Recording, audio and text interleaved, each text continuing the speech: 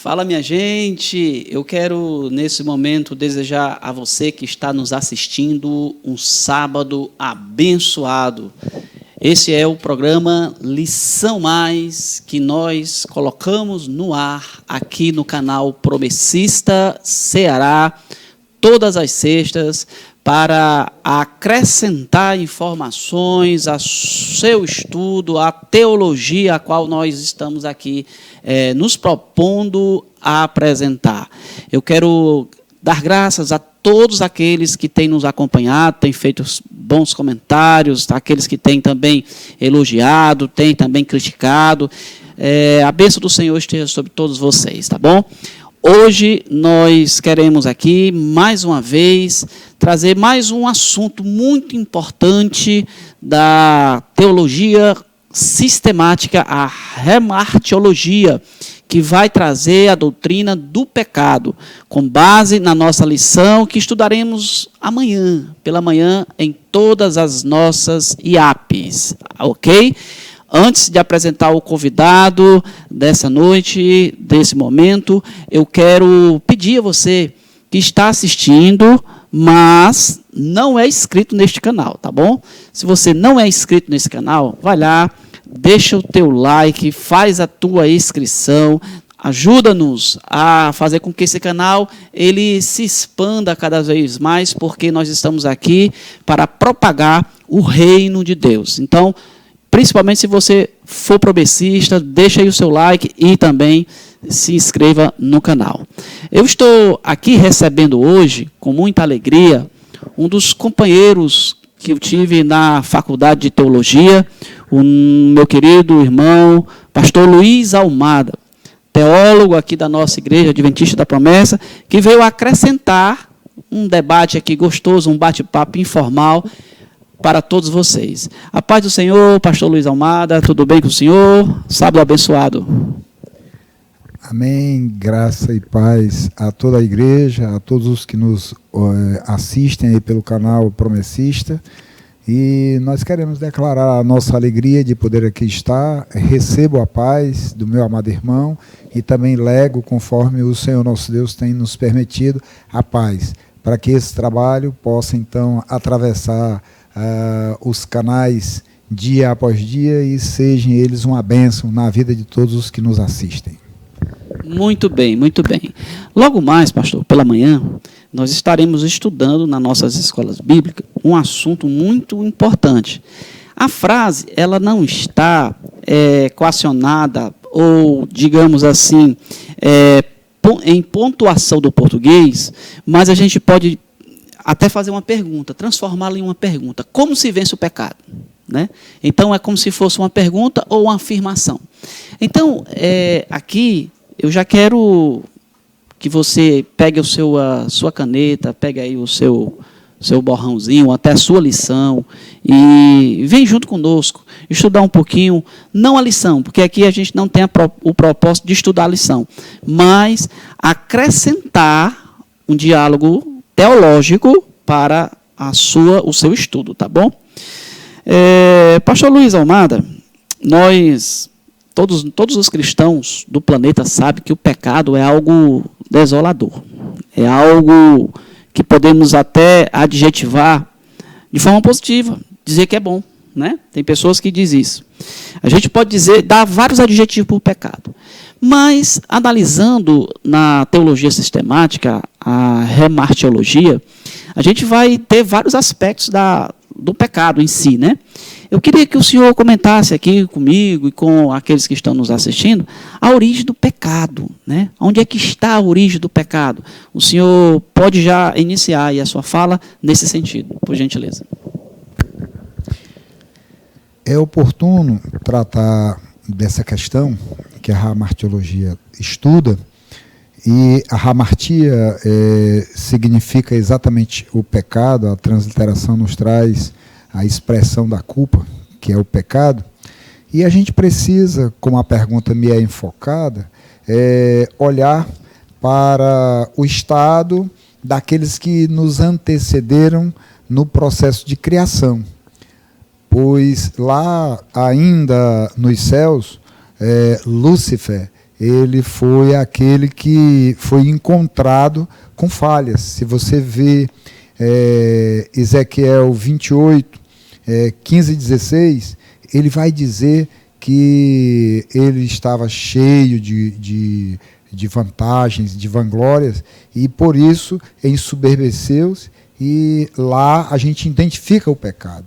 Portanto, essa característica, quando ela vem para Gênesis 3, você vai encontrar agora esse ato iniciado e dado como sequência já na criatura humana, que nos trouxe, que legou através de um homem o pecado. E depois veremos a solução com um homem que, oferecendo seu sacrifício, nos traz também a solução. Muito bem. Uma das definições que alguns teólogos dão para a palavra pecado é errar o alvo.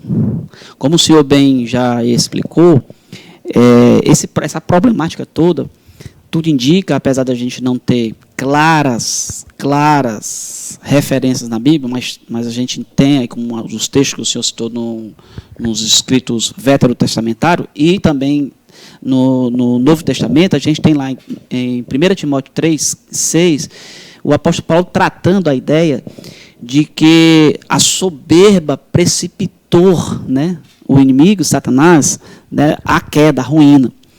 E aí, analisando, pastor, essa questão aí, que o pecado é errar o alvo, em que sentido o senhor compreende essa expressão, errar o alvo? Qual é a sua opinião? Bom, nós poderíamos dizer que a ideia de um atirador, ele precisa encontrar na sua frente o que vai fazer como acerto. E quando a gente traz isso aqui para a teologia, para os cristãos, o melhor acerto, ou o acerto que nos dará o prêmio, né, da vida eterna, é mirar em Cristo. Acontece que, como foi dito na pergunta anterior e no seu comentário, pastor, as pessoas até adjetivam o pecado como bom. E nós não duvidamos que o pecado verdadeiramente tenha o seu sabor, vamos dizer assim, prazeroso. Porém, se nós esperarmos no Senhor Jesus e nós entregarmos o nosso caminho ao Senhor e confiar nele, então ele nos trará a glória futura, uma glória tal que não poderia ser comparado com os nossos dias.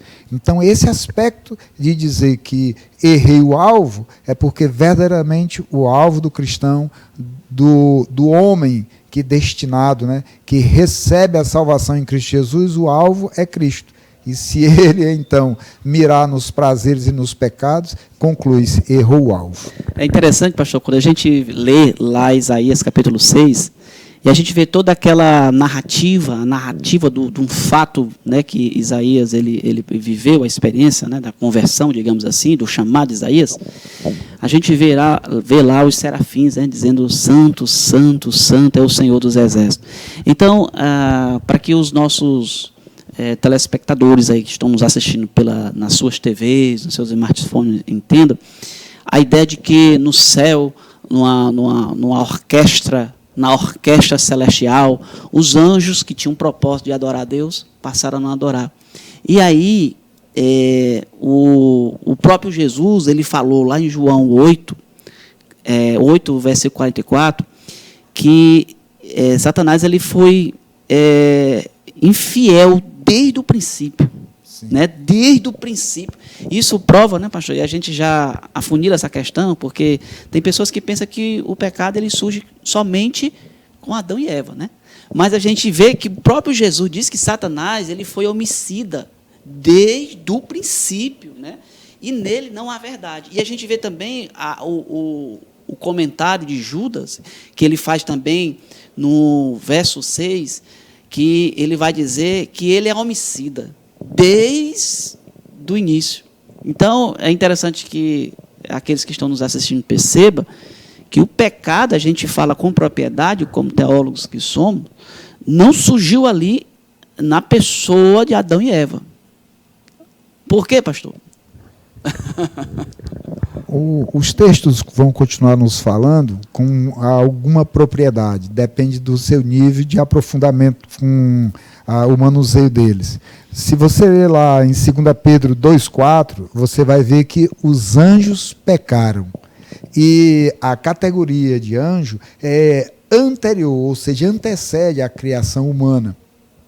Então, nesse sentido, o pecado, parecendo ser um ato que contamina os homens, a gente precisa entender que contaminados fomos ou somos, mas a primeira produção desse ato foi a vaidade, o orgulho de Satanás pela sua beleza, pela sua qualidade certamente musical, que ele pleiteou colocar o seu assento ou o seu trono acima do trono de Deus. E aí configurou-se tal mal que rendeu, através dessa fuga, né, de Satanás para o encontro da humanidade, e aí nós, hoje, condenados e também libertados por Jesus.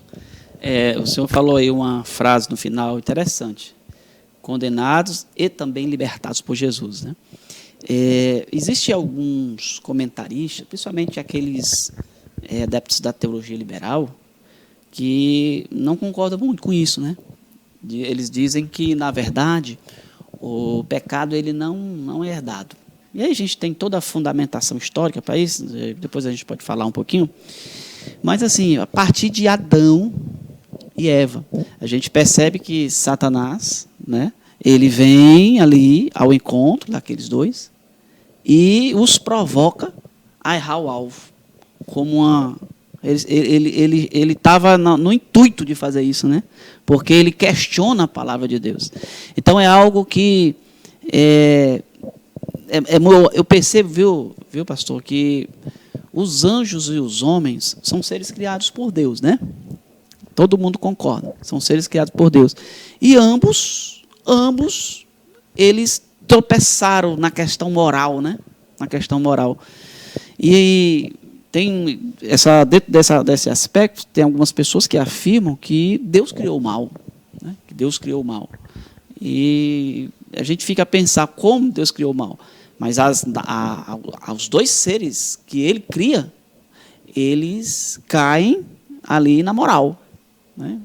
Onde é que está a origem mesmo ali, para a gente fechar esse aspecto e para o segundo ponto? A afirmação de que Deus criou o mal é que ele afirma, e agora não me recordo onde, mas a gente pode até o final dizer, que ele mesmo diz: eu sou o Deus que faço o bem e constituo o mal. Essas são palavras do próprio Deus. Porém, dizer que Deus é o construtor do mal, a palavra constituir não é construir, é saber que Deus, pelo amor e misericórdia, né, ele então vê que o mal acontece, e essa expressão é para os humanos. Se o mal já estava lá na pessoa de Lúcifer, e agora o homem foi tentado a isso, é o aspecto da permissibilidade de Deus. Portanto, ele se coloca como o constituinte. Mas a Constituição traz um aspecto de justiça, pois ele tinha o seu aspecto de solução no seu Filho, Jesus, que iria trazer agora, sendo ele onisciente, a resposta à acusação de Satanás, para que então não fosse sem justiça, ele provê Jesus com sacrifício perfeito. Assim a gente vai examinar a lei dos sacrifícios, e ele agora com sacrifício perfeito vem e liberta o homem com a sua paga, né, da chaga do pecado. Muito bem. E eu lembrei do texto lá de Tiago, 1, verso 13, que Deus não tenta ninguém para fazer o mal. Então é bíblico isso, né? É bíblico, está na Bíblia. Então, fechado o assunto, essa história que Deus fez o mal, isso aí está descartado, a gente não deve nem levar isso para a nossa escola amanhã, né? Então, quem falar isso. Se alguém falar isso na nossa escola, a gente já descarta, porque é bíblico que não. Deus não cria mal. Até porque o mal e o pecado foi algo que se levantou contra Deus. Como é que Deus vai criar algo para se levantar contra ele? É ilógico. Esse é o ponto que precisa ser ancorado na pessoa bendita do Senhor. Pois ele, ainda sendo tentado por Satanás, ele ousou da palavra para dizer ao meu Deus, eu não vou tentar. Ele sendo induzido a praticar o mal, a utilizar os favores de Deus a seu próprio benefício, ele não usou. Então, a gente precisa entender para poder facilitar, porque a palavra vai nos dizer que, como está lá em Tiago, né, nós não somos tentados o suficiente para praticar o mal. Nós haveremos de suportar e só somos buscados a tentação até o ponto de suporte do ser humano. Então, não é Deus. Isso mesmo. Então, é isso aí. A gente dá uma pausa aqui no nosso comentário para lhes dizer que estamos felizes com a sua presença aqui conosco. Vai deixando o teu comentário, a sua dúvida, você pode deixar, a gente pode responder depois. Acrescenta aí com o teu like, acrescenta aí com a tua inscrição, porque nós estamos no programa Lição Mais, promovido pela nossa querida DCR, e com alegria no coração colocamos ao ar todas as sextas-feiras para o seu estudo ficar cada vez mais adicionado de um teor teológico, tá bom? Pastor Luiz Amada, eu queria comentar um pouquinho com o senhor sobre a natureza herdada. Tem algumas pessoas no meio do senso comum, né? Eles dizem assim, como é que pode? Se Adão e Eva pecou, o que é que eu tenho a ver com isso? Eu não conheci Adão, eu não conheci Eva, por que que a culpa vem sobre mim? E aí, pastor, eu até falei já um pouquinho sobre isso, a gente tem grandes embates teológicos ao longo dos 3, 4, 5 primeiros séculos da igreja, né? E um deles, eu estou me lembrando aqui, é o que levantou Pelágio. Pelágio foi um monge que viveu até o ano 400, ele levanta uma teoria. Ele diz que o pecado ele foi cometido por Adão, foi cometido por Eva, mas ele era britânico, ele viveu em Roma e tudo, e essa pregação ela chamou a atenção da elite. Chama a atenção da elite, onde a elite ela passa a gostar desse discurso. Não, quem pecou foi Adão e Eva. Eu aqui vou ser pecador a partir do momento que eu passar a pecar, né? Aí, ainda bem que naquele contexto existia um camarada chamado Agostinho de Hipona, um grande sistematizador da teologia da igreja daquele período, e ele vai lá e embate. Não é bem assim, não. O que você está dizendo está errado. Nós herdamos o pecado de Adão e Eva. Nós nascemos, é como se dissesse assim, pastor Almada, o que é que eu faço para ir para o inferno? Né, usando essa expressão. Meu filho, você não precisa fazer nada. Do jeito que você está aí, sem a justiça de Deus, você vai, não precisa fazer nada, não. É mais ou menos isso que Agostinho contrapõe Pelágio. A doutrina pelagiana ela foi refutada, repelida ali nos concílios que houve, né? E desde daquele período, pastor, tem levantado, algumas pessoas têm levantado essa questão, né? Será que o pecado ele não é herdado? E aí eu queria que o senhor também tecesse um comentário em relação a isso, do pecado herdado, por gentileza. É importante a gente perceber que a criação não traz a nós a culpa. Quem criou foi o Satanás. Porém, a gente vê lá, lá em João, 1 João 3,8, né, que o senhor já citou, dizendo que o diabo é homicida, ele peca, ele erra desde o princípio. Porém, quando a gente vai analisando os teólogos, a gente vê que o Charles Spurgeon disse algo que vai mostrar muito claramente nas nossas mentes esse fato. Charles Spurgeon diz que, assim como o tempero do Atlântico todo o mar do Atlântico, o Oceano Atlântico, né? É o sal, que todas as gotas, gotinhas por gotinhas do oceano, estão todas salgadas. Assim também o pecado tomou, inundou os átomos humanos, as células humanas, e nós fomos inundados, e em todas as partes do nosso ser o pecado está. Então, a gente precisa perceber, a palavra vai dizer, Romanos 3, 23, que todos pecaram e destituídos estão da glória de Deus. Então, não há como a gente analisar que o pecado ele não venha da expressão do passado, do erro que foi cometido lá no Éden, e que até hoje o homem, ainda os resgatados, escolhidos, os que conhecem a Cristo, eles precisam ser vigilantes. E aí a gente aponta o Salmo 1. Bem-aventurado é o homem que não anda segundo o conselho dos ímpios, que não se detém no caminho dos pecadores, que não se assenta na roda dos escarnecedores, mas, diante disso, né, ele medita na lei do Senhor de dia e de noite.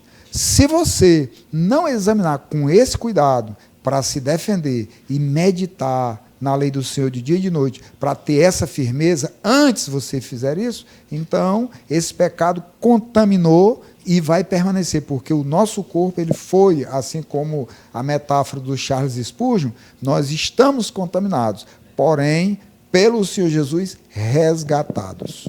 Excelente comentário, pastor. E nós estamos estudando a lição Firmados em Cristo, onde nós estamos analisando a carta de Paulo aos Colossenses.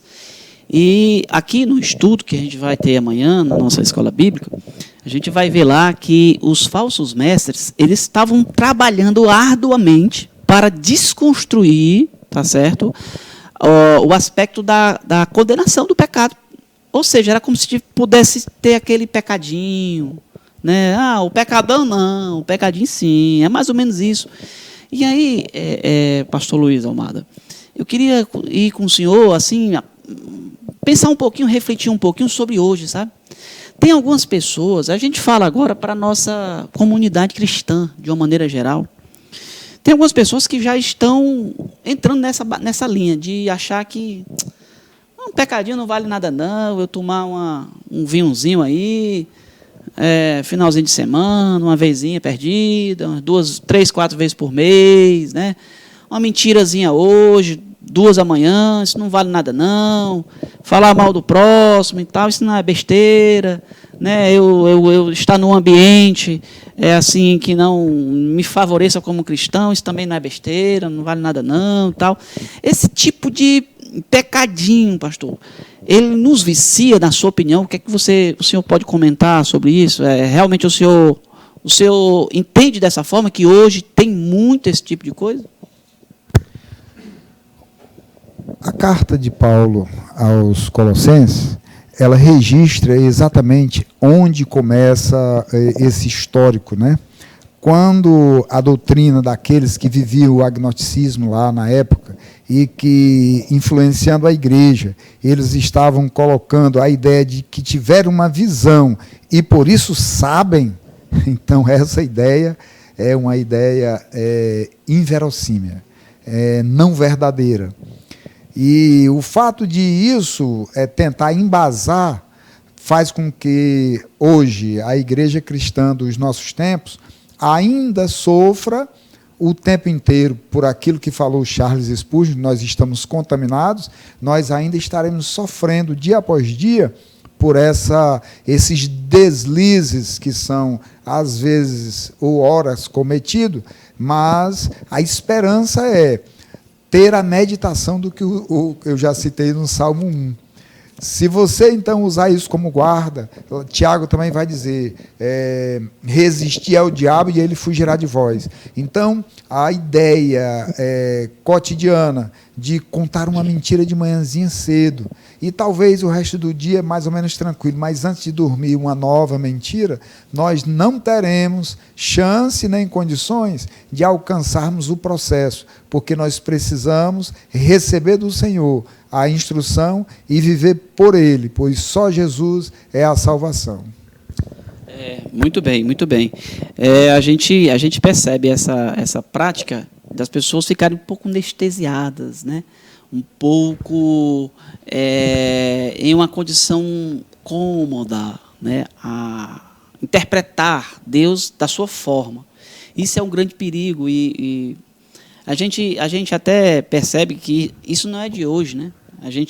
Acabamos de falar do embate de Agostinho e também de Pelágio, e a gente vê também quando John Wesley ele assume a doutrina calvinista, uma vez salvo para sempre, e George Whitefield ele vai entrar contra disso. Não, a gente precisa trabalhar o nosso cotidiano para sermos aceitos por Deus, porque o nosso cotidiano pode sim, eu percebo assim, o nosso cotidiano pode sim nos contaminar com o pecado, né? A gente se mexer no pecado, porque a nossa natureza, a teologia diz que ela é pecaminosa, né? De uma maneira real, teológica, ela é assim. Então, quando você não percebe aquilo que está à nossa volta e que está nos afastando do alvo, a gente se anestesia. E aí eu dei os exemplos aqui, né? Uma festinha aqui, outra festinha com lá, uma bebedinha aqui, uma mentirinha com lá, isso não vale nada não, isso é besteira. E aí a ideia do pecadinho e o pecadão. Eu, particularmente, pastor, eu entendo que existe o pecadinho e o pecadão. Eu entendo da seguinte forma: o pecadinho é aquele que as consequências elas são mínimas, porém não livra o camarada de uma culpabilidade para com Deus. Agora tem aquele pecadão que as consequências desastrosas, mas ambas traz consequências, né? Eu percebo assim. E de uma maneira geral, elas podem ser colocadas na mesma balança. Eu entendo assim. Às vezes, por analogia, a gente precisa compreender o que seria a natureza pecaminosa. A natureza pecaminosa é aquele aspecto da vida do homem que faz com que ele se levante em rebeldia contra Deus. Isso a cada dia o homem, por ter no seu escopo, no seu DNA, a inscrição do pecado, ele vai estar vigilante o tempo inteiro, mas com a possibilidade do erro. Agora, quando a gente vai classificar o pecado, a gente vai para Romanos, onde Paulo diz que o salário do pecado é a morte. E nós não podemos imaginar que é o salário do pecadinho ou do pecadão. A classificação é essa. Se nós formos por outros guedos, se nós entrarmos pela Umbanda, pelo kardecismo, eles vão colocar um aspecto de condição humana, que essa é a doutrina da humanidade, que o homem está em pé de igualdade para viver a condição não da ancestralidade, mas da espiritualidade. E ele vai ter que ter novas vidas e se refazer, mas ele poderá ter o enfrentamento com a causa Deus. E enquanto o cristianismo está legado às questões do perdão. Mas nós entendemos que não há medição que vá mensurar a punição. Porque Jesus diz que ele terá misericórdia de quem ele quiser ter misericórdia. Então é aqui que a gente pode classificar se o pecado então não tiver a ele a ofensa que a sua lei justa determinou como penalidade à morte, ele vai ter misericórdia de quem quiser ter. Aí consequências leves, brandas, o homem que andou com Deus, o homem que, embora tenha pecado, mas tem o coração de Deus, como Davi. E então o Senhor Deus vai agir, mas conforme a justiça dele, porque o recado que ele nos dá é que se nós formos julgar, não devemos julgar pelas aparências, mas conforme a reta justiça. Então essa classificação só ele poderá fazer. Nós é que o salário do pecado é a morte. E um dos grandes propósitos ou início das discussões teológicas de que o pecado ele não é herdado é justamente a questão da graça. Sim. Vamos escorar-se na graça, então. Eu me escoro aqui nela e pronto, estou feito. posso fazer o que eu quiser e tal. E não é bem isso, e o senhor explicou muito bem, e é isso aí. A gente vai abrir aqui o ponto final para a gente da nossa discussão de hoje, mas antes eu quero dizer para todos, informar que nós estamos aqui apresentando lição mais dessa semana, com base na nossa lição de número 6, como vence o pecado, ou como vencer o pecado. É com alegria que aqui estamos discutindo esse tema e, mais uma vez, peço, você pode deixar os seus comentários, você pode se inscrever no canal, você pode compartilhar o nosso link. Estamos com muita alegria em tê-los conosco, tá bom? Então, pastora Amanda, aqui nessa parte aqui, lá em Romanos, que eu quero tratar com o senhor, lá em Romanos 5, a gente vê uma via de mão dupla. O apóstolo Paulo ele vai trabalhar muito bem a ideia do primeiro Adão e do segundo Adão.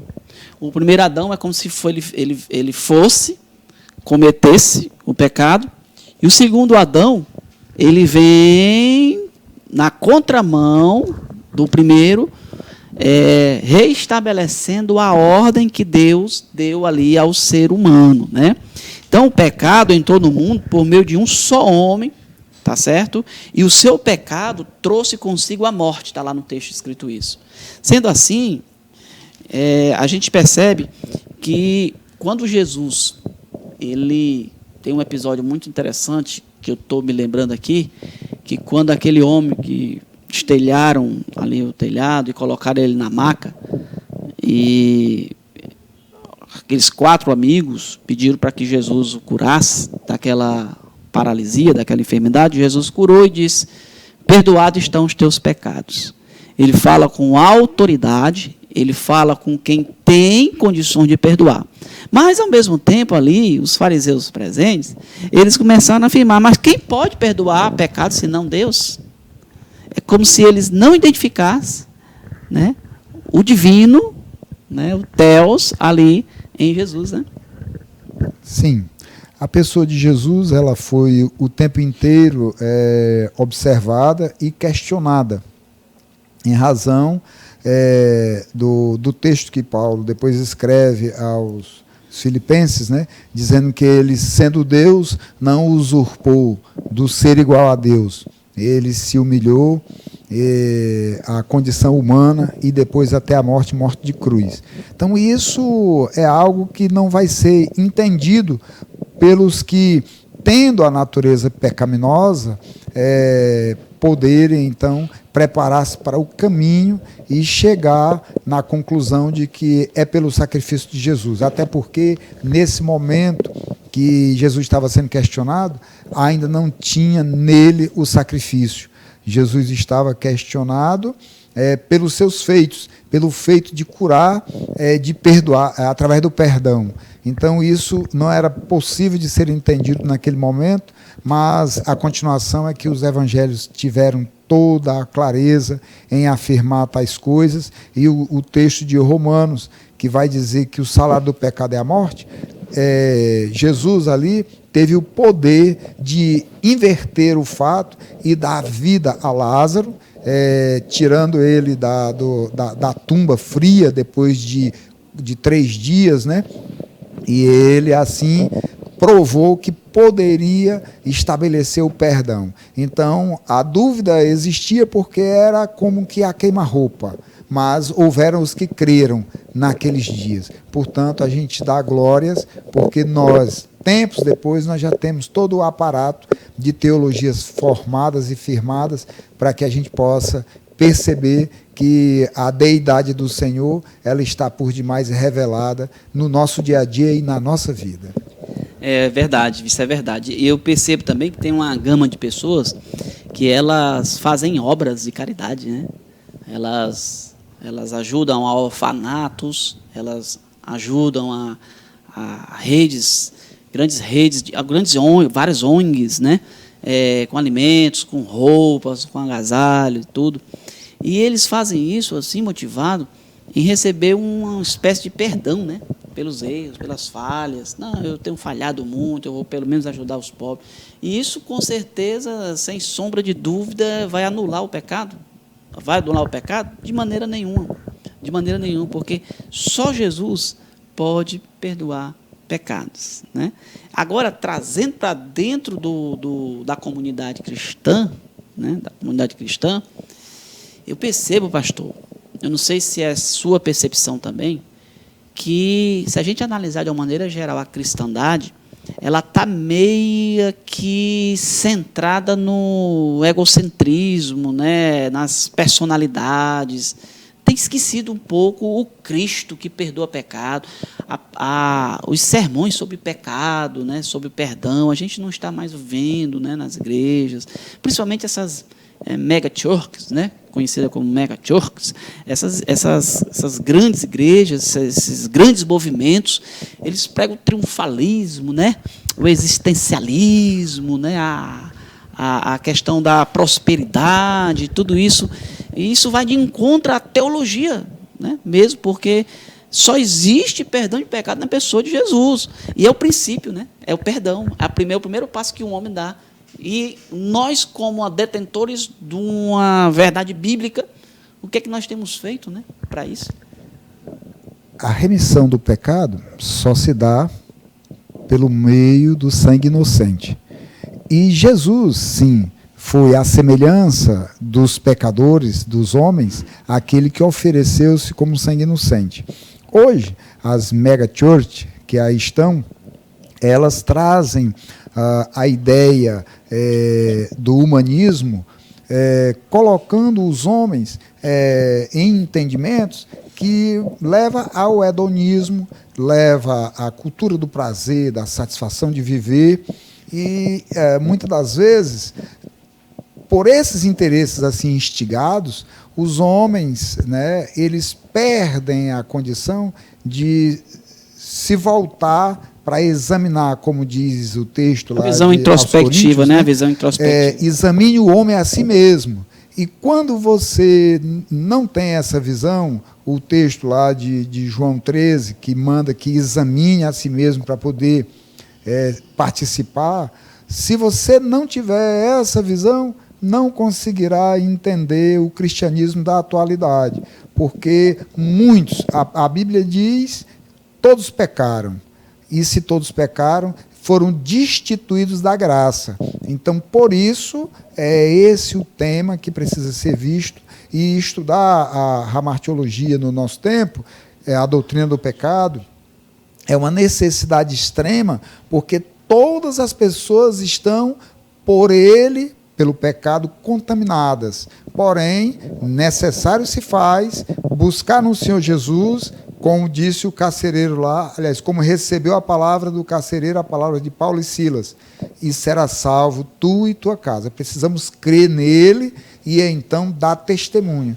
E quando nós olhamos para os bens da humanidade, para as conquistas que as pessoas desejam e que não mais estão no porvir, e, infelizmente, nós não estaremos buscando e pregando o evangelho verdadeiro, mas sim uma volta ao hedonismo.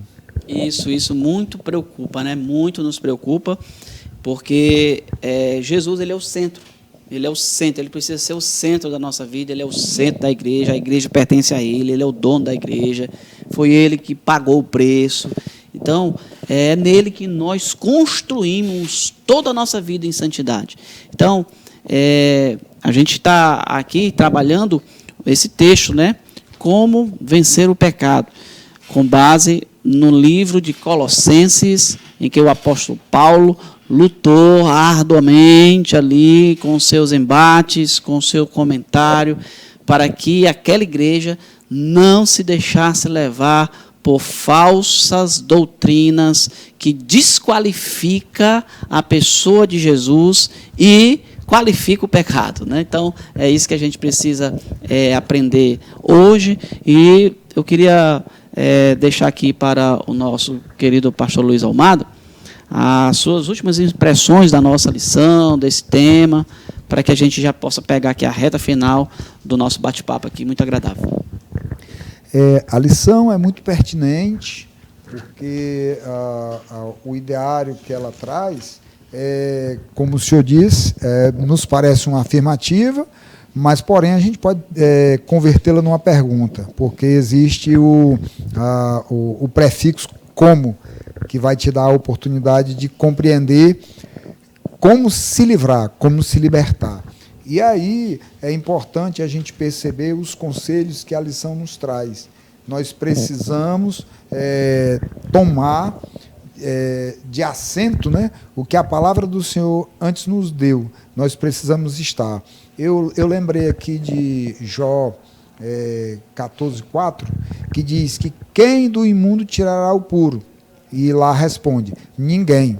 Então, o que nós precisamos é nos voltar para o Senhor Jesus, pois Ele é a perfeição, Ele é a coroa, né, a qual nós devemos buscar. Ele é a coroa da justiça, porque se você tem Jesus, você está verdadeiramente pronto e preparado para, no dia da vinda dele, quando for dito, vinde benditos de meu Pai, ter por herança o reino que para você foi separado. Então nós poderemos, em Jesus, estar firmado com essa alegria. Amém, pastor. Eu também aqui quero agradecer a você que está ainda nos assistindo aí, dizer que é necessário a gente estar sempre correndo para alcançar o alvo.